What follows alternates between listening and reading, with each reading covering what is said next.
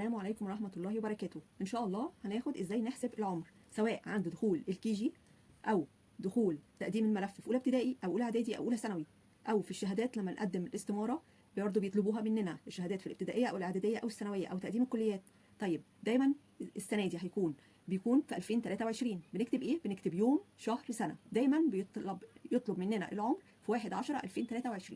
طيب احنا بنكتب كده أول حاجة يوم شهر سنة 1/10/2023. هناخد مثال بتاريخ ميلاد لطفل تاريخ ميلاده 18/7/2018.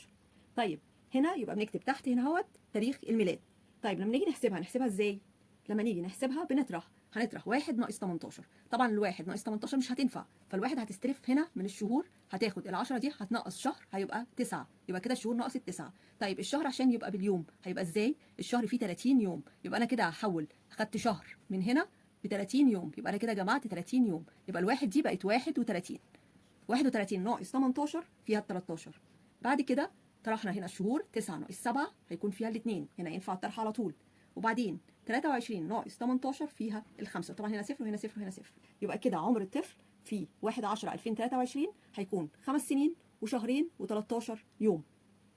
لما بتيجي بتتكتب في الملف بيكون بالشكل ده، بيكون مكتوب يوم شهر سنة، فبنكتب تحت اليوم 13 والشهر 2 والسنة 5. أو ممكن ما يكونش فيه كده، بيكون فيه مكان عند الأيام فنكتب 13، ومكان عند الشهور نكتب 2، ومكان عند السنوات نكتب 5.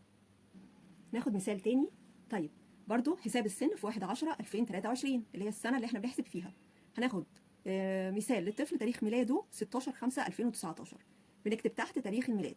طيب هنطرح اليوم تحت اليوم، 1 ناقص 16 فمش هينفع، هناخد من الشهر هنستلف منه شهر، فهينقص الشهور، كانت 10 بقت 9. وبعدين الشهر فيه 30 يوم، يبقى كده هناخد 30 يوم من الشهر اللي احنا اخدناه، يبقى 1 مع 30 بقت 31. هنطرح 31 ناقص 16 فيها 15، يبقى كده 15 يوم. بعد كده الشهور 9 ناقص 5 ينفع ان احنا نطرحها عادي، 9 ناقص 5 4. بعد كده 2000 ديت بتروح كده مع ال 2000، و23 ناقص 19 هيبقى فيها الأربعة. يبقى كده عمر الطفل في 1/10/2023 4 سنوات و4 شهور و15 يوم. عمر طفل تاني تاريخ ميلاده 4/11/2016. طبعا بنكتب أول حاجة يوم شهر سنة 1/10/2023، ده حساب السن في 1/10/2023. بنكتب تحت تاريخ الميلاد 4/11/2016، 4 تحت اليوم، 11 تحت الشهور، 2016 تحت السنة. طيب لما نيجي نطرح 1 ناقص 4 ما ينفعش، فهتيجي ناخد من الشهر ده، هناخد نقص منه شهر، ال10 دي بقت 9. طيب الشهر ده خدناه هيتضاف لليوم، الشهر فيه 30 يوم، يبقى الواحد دي بقت 31، لان خدت من الشهر هنا شهر، يعني ب 30 مع الواحد بقت 31. 31 ناقص 4 فيها 27، يبقى كده 27 يوم.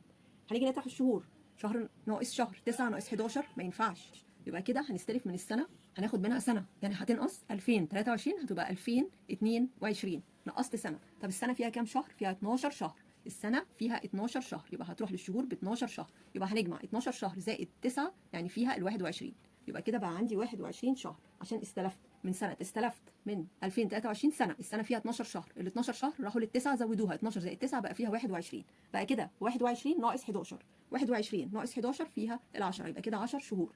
بعد كده عندي 2022 ناقص 2016، لما نطرح هتبقى فيها الستة، يبقى كده عمر الطفل هنا في 1/10/2023 6 سنوات و10 شهور و27 يوم. أتمنى أكون وضحتها، والسلام عليكم ورحمة الله وبركاته.